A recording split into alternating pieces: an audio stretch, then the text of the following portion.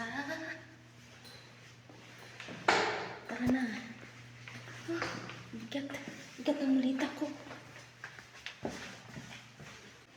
Yan, punta muna ako kila Ate Weng. Yan, haggard na haggard. Ang daming trabaho. Ayan. Gano'n ko. Ayun, magkape muna tayo. Antok ako. Ang sarap ito. Ayan, inom muna tayo ng kape. Kunti na lang yung kape. Diba? Isang kutsara. Tapos ang cute ng baso.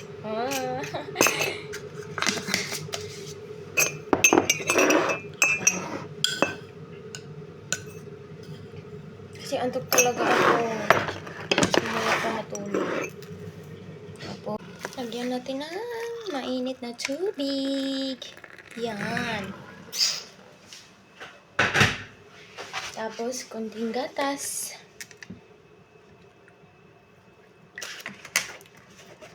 Yan. Kasama ang biscuit. Ito, bread. Ano na kasi ngayon? 7:17 ng gabi. So, sa Pinas, kahaponan na. Dito, nagkakape pa ako. Ano kasi ako, mamaya pa kami matulog. Yeah. Mag-vlog na lang tayo kasi may kasama ako dito na hindi natin nakikita. Sinamahan ako kasi ako lang mag-isa dito. Nag-travel yung amo ko. Ay, nako.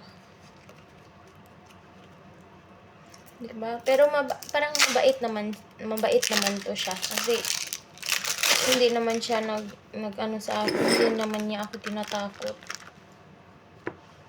So, ako lang. Magulat na lang ako ganyan ba? Ano yun? Magulat na lang ako. Kasi biglang nagpapakita eh. Sana nagsabi na lang siya na ano.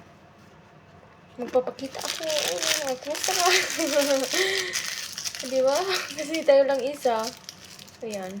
Seryoso sa trabaho. Tapos, gulatin lang na lang bigla. Yan na lang mga kachismis. Kape tayo. Kasi mamaya, pupuntaan ako sa kabilang bahay. Doon muna ako magstay. Mga ilang araw. Yan lang. Bye!